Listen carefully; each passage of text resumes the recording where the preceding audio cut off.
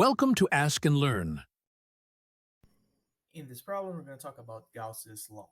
So consider that we have a charge distribution here that has a total charge Q. And let's take a Gaussian surface that encompasses all the charge inside of it.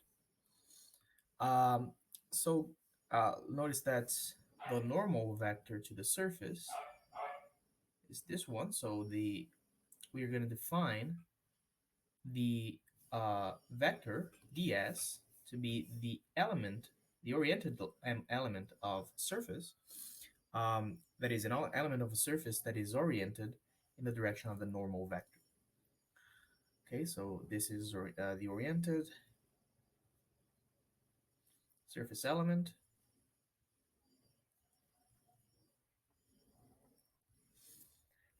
Then the electric flux, that is E dot ds, over that surface, that Gaussian surface, is equal to the charge that's enclosed divided by epsilon 0, where epsilon 0 is 8.85 times 10 to the minus 12 Faraday per meter. Okay, so what we have in our problem is a cylindrical rod. Uh, Let me draw it here. So we have this cylindrical rod that has a charge density gamma, I'm sorry, lambda, of 2 nanocoulomb per meter. So this is the linear charge density of the rod, and it's coaxial with a conducting cylindrical shell. So this in red is the conducting cylindrical shell. Uh, so this is here. And the conducting cylindrical shell has an inner radius of 5 centimeters and an outer radius, I'm going to call it RO, for our outer radius of 10 centimeters. And in question A, our goal is to find what is the electric field at a distance r of 15 centimeters from the center of the rod here, of the non-conducting rod. So in order to find it, we're going to apply Gauss's law, and also we need to remember that a conducting um, material has no electric field inside of it, and in our specific case, the total charge inside of the conducting rod is equal to 0. Okay, so there will be no charge coming from the conducting rod itself, only from the non-conducting one. Okay, so notice that we can draw a Gaussian surface, something like this, around our cylinder. Okay, so this is our Gaussian surface, this cylinder here. It has a length L and a radius R. Notice that we expect the electric field to be completely radial because we have a radial symmetry here.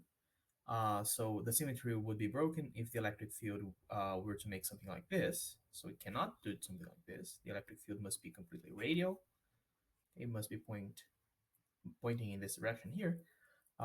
It could be pointing in the opposite direction as well, but it cannot not be radial. Okay, so notice that the electric flux through this left and right walls is 0. So there's no flux through these walls, and all the flux comes from these walls that I'm drawing stripes on here. Okay. And the electric field will be the same throughout the surface. So the electric field times the area is equal to Q divided by epsilon 0. Now Q is the charge is equal to the charge that's encompassed by the cylinder, and it's equal to lambda times L, and we divide it by epsilon 0. The area of the striped section of the cylinder is just 2 pi RL. So E times 2 pi RL is equal to lambda L over epsilon 0. The L's cancel out, so E is equal to lambda divided by 2 pi R epsilon 0. So this is the electric field, uh, and we want to find the electric field when R is equal to 15 centimeters. Remember that lambda is 2 nanocoulombs, so 2 times 10 to the minus 9 coulombs per meter, divided by 2 pi times the radius, which is 0.15 centimeters, times epsilon 0, minus 12 newtons, actually, I'm sorry, Faraday per coulomb. So E is equal to 240 newtons per coulomb. This is the electric field. Then in question B and C, we have to find what are the charge densities induced by the non-conducting rod on the conducting rod on the outer wall and inner wall. So remember that for a conducting uh, material, there's no electric field inside, and all charge density must be located in the outer walls. So inside the material itself, there can be no net charge. So notice that for the conductor, for the electric field, I'm sorry, inside of the conducting rod to be equal to 0, uh, uh, from Gauss's law, let me draw it here. This is the conductor. From Gauss's law, for the electric field to be equal to 0 here, the total charge that's encompassed by any surface drawn in this region must be equal to 0. So the total charge that's encompassed inside of this region must be 0. This means that the charge that is induced at the surface at the inner surface of the conducting rod must be equal to the charge that is inside of the non-conducting rod. So basically, if the non-conducting rod has a charge Q, then the charge that is formed on the inner surface of the non-conducting rod must be minus Q, and the charge formed at the outer surface, so this is the charge of the inner surface, the charge formed in the outer surface must be equal to plus Q. Okay, so that the total charge in the conductor is 0. Okay, so we are going to write that the surface density at the inner wall is equal to minus Q divided by the area. Now the area of a cylinder is 2 pi r L.